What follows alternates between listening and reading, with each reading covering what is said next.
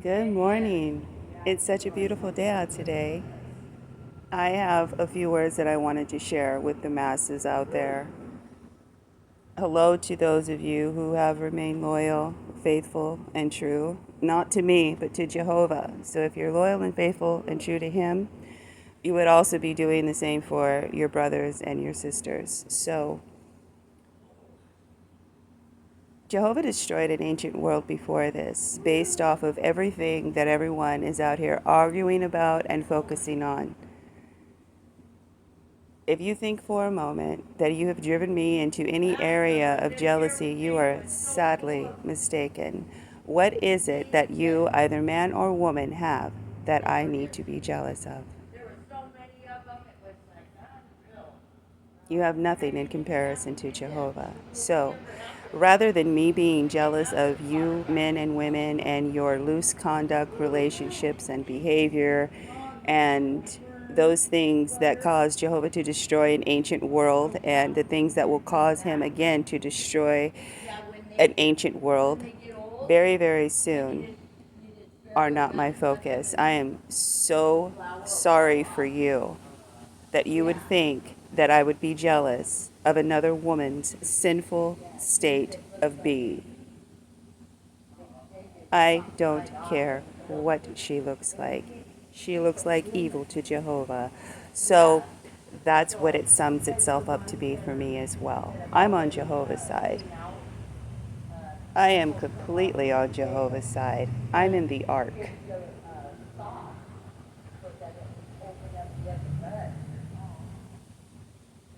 Jehovah is the one that sealed the door shut of the ark. Just in case you guys were wondering, you might want to read about that. Once that seal around that door is shut, no one's getting in and no one's getting out. So I am making sure that I am inside of that ark, regardless of what anybody else is doing that I know, love, care about. Because if I'm in the ark, that lets Jehovah know, and it confirms for him that I made the right decision I'm so glad Don didn't take that big on his behalf. Because without him, and without being in compliance with and in alignment with his mindset, I would not be where I am today.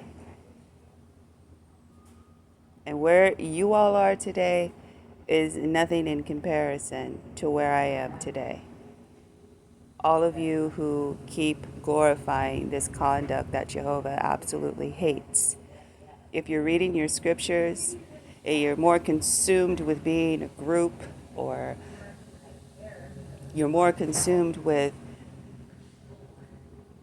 sticking up for who you like, not disrespecting people who are disrespecting you. See, I'm jealous for Jehovah. I don't need to be jealous of a man or a woman. A man and a woman are going to do what they're going to do, whether I am there or not. I know it firsthand. Men always go back to their exes, and the ex female always wants to go back to the man. So there's still a relationship going on there, even though it appears to be something other than that. There's still a connection, a relationship there I'm listening to and I'm visually seeing. It's just all disgusting to me. It's all disgusting that it's even being brought back up. And if you're willing to do that with some other female, I could only imagine, and having been living through, what you would do to another woman. And that's all men and all women. You have women behaving on your panels in loose conduct. You have the men on your panels behaving in loose conduct. I'm here to do my job and my job only. What you all do is your business. It has nothing to do with me. Remember, I'm on the ark. Whatever you guys are doing outside of the ark is your business. It's only a matter of time before that first raindrop starts falling.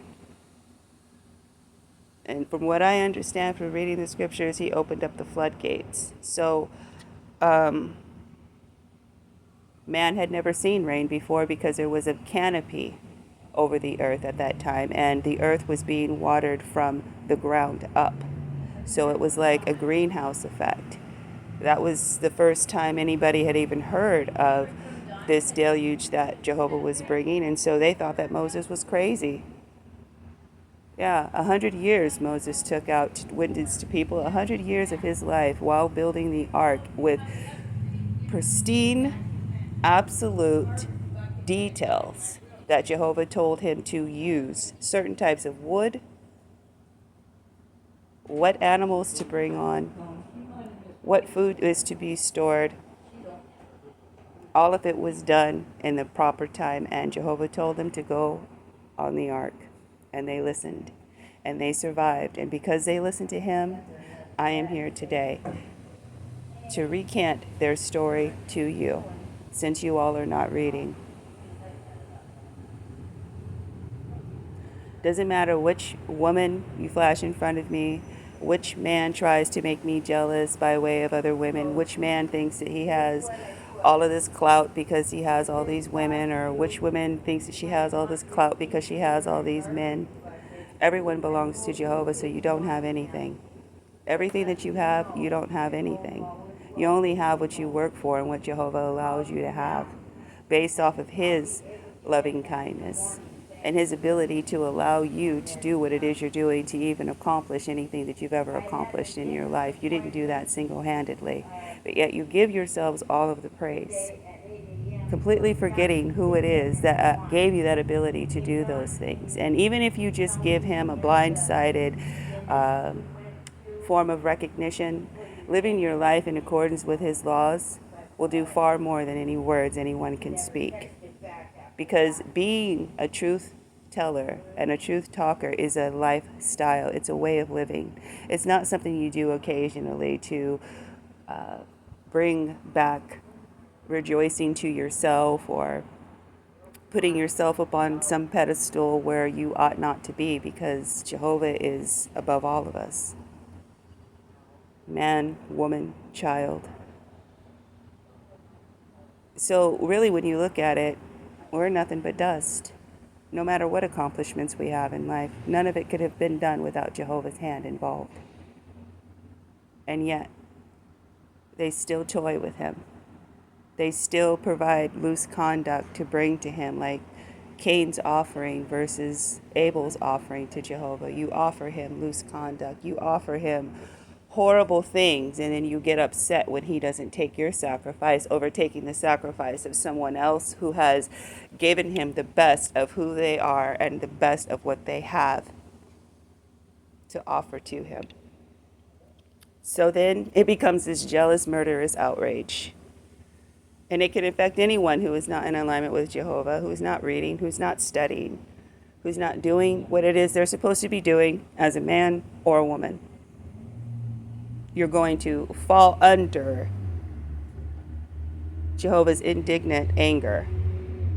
You're not going to be on the winning end of it, even through this life. If you're doing what you're doing, you're saying what you're saying, you are associating with who you're associating with, you're bringing ugly into his organized way of thinking, he's going to make sure that he eliminates you. And I am going to make sure to absolutely stand by his side while he's doing it. Because you don't need to be here no more than I would need to be here doing what it is that I see being done right in his face, as if he is non-existent and can't see a thing. All the laughing and giggling, you think it's funny, and yeah, you're just slapping him in his face. Hey, they slapped Jesus, they spat in Jesus' face, they did all of those things. They didn't want to hear anything good that he had to say. And the little bit of good that they did hear that he had to say, they took it for themselves and conformed it to the life to make them comfortable. Oh yeah, we still love and care about Jesus, but God understands. I'm just not quite ready to make this change, or I'm just not quite ready to make that change. And so time ticks by so quickly, because time is faster to Jehovah than it is to us, and he speeds up the days at the end of the last days. So time is actually going by a lot faster than it is perceived to be for us. So, with that being said, the men can have the women, and the women can have the man. The men, I will stand with Jehovah, because I know he's a sure thing, because I see what men and women do to each other all of the time. It's completely foolish, it's childish, it's unnecessary, and it doesn't make out to be a man or a woman. It just ends up being a bunch of kids in a sandbox wanting to be the best one to build the castle. That looks like that one plant that was over there by the road. Yeah. Remember I pulled them out? You guys can have it, you can keep it. It's not for me.